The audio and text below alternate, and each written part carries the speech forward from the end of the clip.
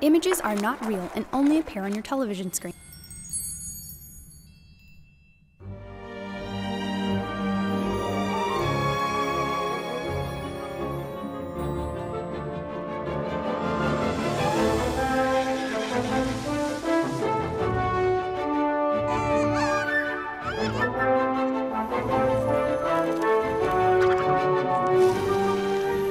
The creatures in the Book of Spells are created from the text and the illustrations of the book. When developing the creatures, we start off with a design from the game designers, outlining where they're going to be used in the game. From there, I would sit down and work with a concept artist to flesh out initial sketches and ideas, what these things are going to look like.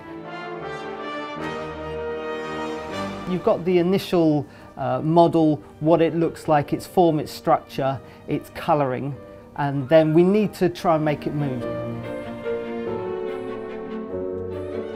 When we get involved, obviously, we have to allow these characters to move. We have to give them the means to do that. And for that we build a skeleton that you can basically place inside that model. Once that's complete, we can then effectively automate parts of that skeleton.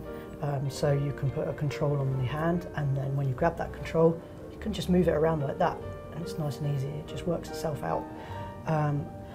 We do that with the whole character, and then when we're finished with that, we can pass it over to the character animators.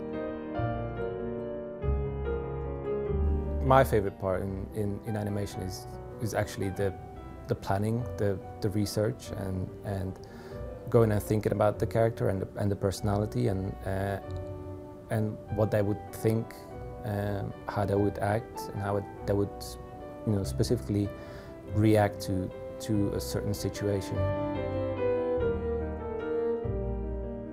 And then once we have this creature that's got certain animations, then I will, combine these together, and it really brings that original concept to life.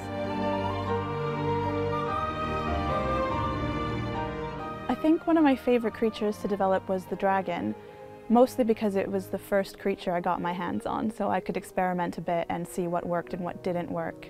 And I discovered I could combine different animals to make a new one. So for example, with the dragon, I combined a leopard, a vulture, and a pig to make the dragon's voice. But the dragon's movements and wing flaps were actually sourced from fire sounds. So anytime you hear a dragon flapping his wings, it's actually the sound of a fireball.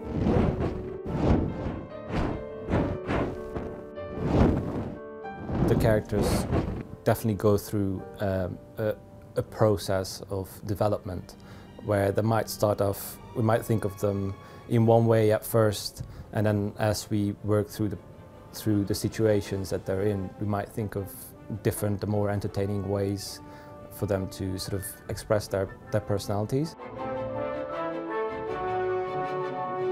I think the reason kids love creatures, and especially creatures in games, is because of their fantastical nature. They take you to another world.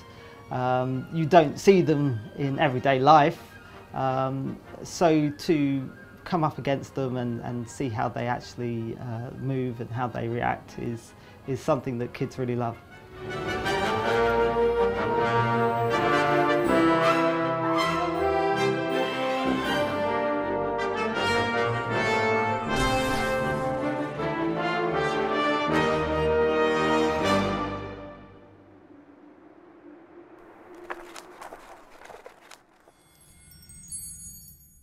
Game is sold separately from console, iCamera, and Move controller.